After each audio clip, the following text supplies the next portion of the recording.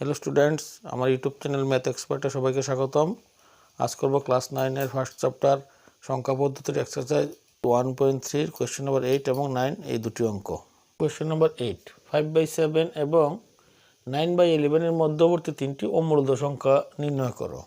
দেখো, এখানে যে দুটি ভগ্নাংশ রয়েছে, দুটি ভগ্নাংশ হলো মূলদ সংখ্যা। এই মূলদ সংখ্যা দুটির মধ্যবর্তী তিনটি অমূলদ সংখ্যা নির্ণয় করতে হবে। তাহলে প্রথমে আমাদেরকে কি জানতে হবে যে অমূলদ সংখ্যা কি। অমূলদ সংখ্যা হলো এমন সংখ্যা যে সংখ্যাগুলিকে এভাবে p/q আকারে প্রকাশ করা যায় না। তাহলে কী করতে হবে, প্রথমে এই ভগ্নাংশগুলিকে ভাগ করে দশমিক ভগ্নাংশে নিতে হবে। তারপর এই দশমিক ভগ্নাংশগুলির মধ্য থেকে অসীম অনাবৃত সংখ্যা বের করতে হবে। প্রথম ভগ্নাংশটি কত? 5/7। 7 দিয়ে 5কে প্রথমে ডিভাইড করতে হবে।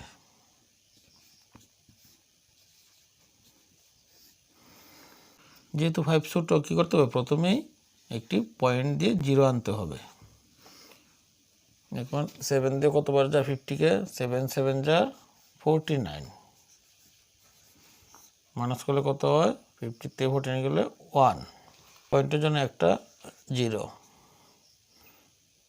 7 1 যা 7, মাইনাস করলে কত হয়? 3, আবার পয়েন্টের জন্য 0। 7 4 যা 28, মাইনাস করলে কত হয়? 10 থেকে 8 মাইনাস করলে 2, পয়েন্টের 0। 7 2 যা 14, 0 থেকে 4 মাইনাস 1, এখান থেকে 1 আনলে কত হবে? 10, 10 থেকে 4 মাইনাস করলে 6, পয়েন্টের জন্য 0। 7 8 যা কত? 56, মাইনাস করলে কত হবে? এখানে 0, 0 থেকে 6 মাইনাস হবে না, এখান থেকে এখানে হবে 10, 10 থেকে 6 গেলে 4, পয়েন্টের 0। 7 5 যা 35, মাইনাস করলে কত হবে?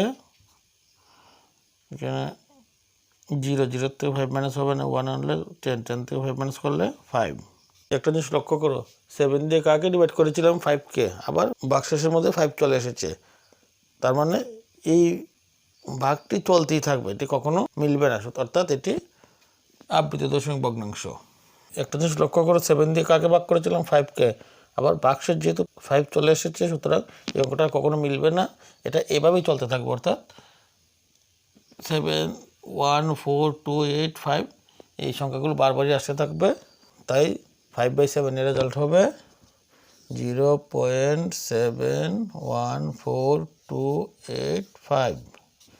উপরে হবে বার চিহ্ন, কারণ এটা বারবার আসতে থাকবে। দ্বিতীয় ভগ্নাংশটি হলো কত?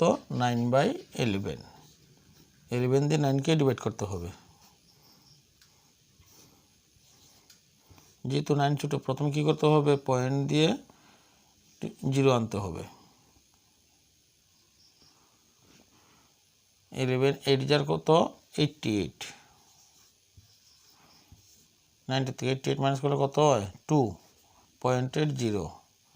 11 1 যার 11, 11 2 যার কত? 22, তার মানে 11 1 যার 11, মাইনাস করলে কত হবে? 0 যেহেতু ছোটো, এখান থেকে 1 আনলে কত হবে? 10, 10 থেকে 1 গেলে 9। একটা জিনিস লক্ষ্য করো, 11 দিয়ে 9কে ডিভাইড করেছিলাম, আবার বাক্সেস কত এলো? 9 এলো। যেই সংখ্যাটাকে ডিভাইড করা হবে সেই সংখ্যাটা যে আবার বাক্সের মধ্যে চলে আসে, তখন মনে করবে অঙ্কটা কখনো মিলবে না, এটা বারবারই এভাবে চলতে থাকবে। সুতরাং 11/9 এর রেজাল্টটা হবে কত?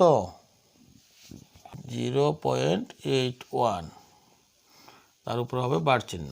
এখন লক্ষ্য করো, 5/7 এর ডিভাইড করার পরে রেজাল্ট কী এসেছে? 0.714285। আর দিয়ে 9/11 ডিভাইড করার রেজাল্টটা কী এসেছে? 0.81। দুটার মধ্যে বার চিহ্ন রয়েছে, তখন কী করতে হবে? এখন 0.714285 এবং 0.81 এর মধ্যবর্তী তিনটি অমূলদ সংখ্যা নির্ণয় করতে হবে। দেখো, এখানে রয়েছে 81 আর এখানে ধরো 71। 71 এবং 81 এর মধ্যবর্তী তিনটি অমূলদ সংখ্যা নির্ণয় করব। 0.7, যেহেতু 71 রয়েছে আমি 72 দিয়ে দিই। 720 7200 72000, এভাবে চলতে থাকবে। দ্বিতীয় অমূলদ সংখ্যাটি হবে 0.71425। 750 7500 75300 এভাবে চলতে থাকবে। তৃতীয়টি যেহেতু 0.81 মানে ধরো 81 কম, আমি 21 সংখ্যা নিতে পারবো। 0.790 7900 79300 এই তিনটি হলো 5/7 এবং 9/11 মধ্যবর্তী তিনটি অমূলদ সংখ্যা। যদি এভাবে কোনো ভগ্নাংশ দেওয়া থাকে এবং তাদের মধ্যবর্তী অমূলদ সংখ্যা বের করতে হয়, আমি শর্টকাটে তোমাদেরকে অমূলদ সংখ্যা কী করে বের করতে হয় বলে দিচ্ছি। প্রথমে কী করবে, তোমরা এগুলোকে ভাগ করে দশমিক ভগ্নাংশে নিয়ে যাবে, ঠিক আছে? তারপর কী করবে, যেই রেজাল্টগুলো আসবে তাদের মধ্যবর্তী তোমরা তিনটি অসীম অনাবৃত সংখ্যা লিখে নেবে, অমূলদ তিনটি সংখ্যা বের হয়ে যাবে। কোয়েশ্চেন নাম্বার 9, নিম্নলিখিত সংখ্যাগুলো মূলদ না অমূলদ শ্রেণী বিভাগ করো। প্রথম কোয়েশ্চনটা হলো √23। প্রথমে জানতে হবে মূলদ সংখ্যা এবং অমূলদ সংখ্যা কি। মূলদ সংখ্যা হলো যেই সংখ্যাগুলোকে p/q আকারে প্রকাশ করা যায়, বা যেই ভগ্নাংশকে ভাগ করলে দশমিকের পরে ভাগফল 100 মিলে যায়, বা দশমিকের পর একই সংখ্যা বারবার আসে, সেই সংখ্যাগুলো হবে মূলদ সংখ্যা। আর যদি স্কোয়ার রুটের ভিতরে কোনো সংখ্যা থাকে তখন সেই সংখ্যাটাকে আমরা মৌলিক উৎপাদক বিশ্লেষণ করলে যদি একই রকম সংখ্যা জুড়ায় জুড়ায় আসে তখন কি হবে, এতে স্কোয়ার রুটটা উঠে যাবে। স্কোয়ার রুট উঠে গেলে সংখ্যাটি হবে মূলদ সংখ্যা। আর যদি একই সংখ্যা জুড়ায় জুড়ায় না আসে তখন স্কোয়ার রুটটা উঠবে না, তখন হয়ে যাবে সেটা অমূলদ সংখ্যা। দেখি প্রথম কোয়েশ্চনটা কি বলেছে, √23। তোমরা লক্ষ্য করো 23 একটা মৌলিক সংখ্যা, সুতরাং মৌলিক সংখ্যাকে বিশ্লেষণ করলে কখনো একই সংখ্যা জোড়া জোড়া আসবে না। সেটা কি হবে, 23 × 1। তার মানে লক্ষ্য করো 23 এসেছে একবার, সুতরাং এখানে স্কোয়ার রুটটা উঠবে না, সুতরাং 23 এটা কি, এটা অমূলদ সংখ্যা।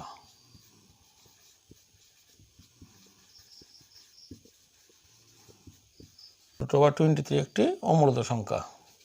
Question number 2, √225। আবার বলছি কি করতে হবে, 225কে আমরা মৌলিক উৎপাদকে বিশ্লেষণ করব। যদি একই রকম সংখ্যা জোড়া জুড়ে আসে তখন এই স্কোয়ার রুটটা উঠে যাবে, উঠে গেলে সেই সংখ্যাকে আমরা কি বলবো, মূলদ সংখ্যা। দেখি 225-এর মৌলিক উৎপাদক করলে কি আসে, 225 5 দিয়ে কতবার যায়, 5 4 = 20, 5 4 = 20, তো থাকে কত 2, 25, 5 5 = 25, বা 5 দিয়ে কতবার যায়, 5 9 = 3 3 = 9।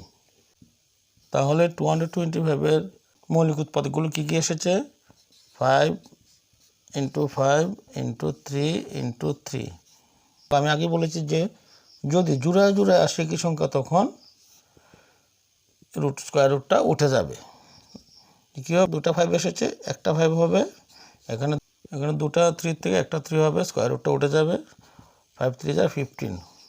লক্ষ্য করো √225-এর স্কোয়ার রুট কত এসেছে, 15, রুটটা উঠে গেল, সুতরাং এটা একটি কী সংখ্যা, মূলদ সংখ্যা। আশা করি তোমরা বুঝতে পেরেছ। এক কথায় যেই স্কোয়ার রুটের সংখ্যাটার স্কোয়ার তোলা যাবে সেই সংখ্যাটি হবে মূলদ সংখ্যা, যে সংখ্যাটা তোলা যাবে না সেটা হবে অমূলদ সংখ্যা। Question number 93, 0.3796। লক্ষ্য করো এখানে 6-এর পরে কিন্তু আর কোনো সংখ্যা নেই বা কোনো এভাবে ডট ডটও নেই, যেহেতু এগুলো কিছুই নেই সুতরাং এটা একটা মূলদ সংখ্যা।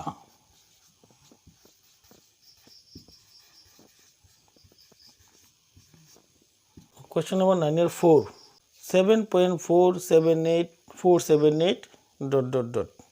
তোমরা একটা জিনিস লক্ষ্য করো, এখানে কিন্তু পয়েন্টের উপরে 478 দুবার এসেছে, তার মানে যেহেতু ডট ডট রয়েছে এখানে 478 চলতে থাকবে। তার মানে এটাকে আমরা শর্টকাটে কী লিখতে পারি, 7.478 উপরে বার চিহ্ন দিতে হবে, তার মানে এটা কি, এটা সবসময় চলতে থাকবে, এটা হলো মূলদ সংখ্যা।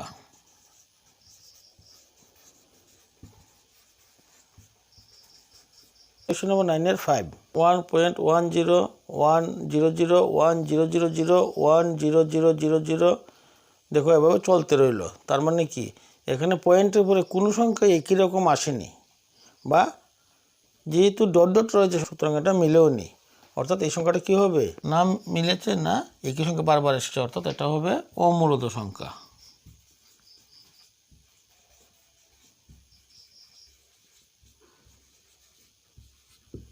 হ্যালো স্টুডেন্টস, ক্লাস 9-এর ফার্স্ট চ্যাপ্টার সংখ্যা পদ্ধতির এক্সারসাইজ 1.3 সবকটা অঙ্কই করা হয়েছে। তোমাদের কোনো রকম অসুবিধা হলে তোমরা কমেন্ট করবে। আমি এখানে শেষ করছি। সবাইকে ধন্যবাদ।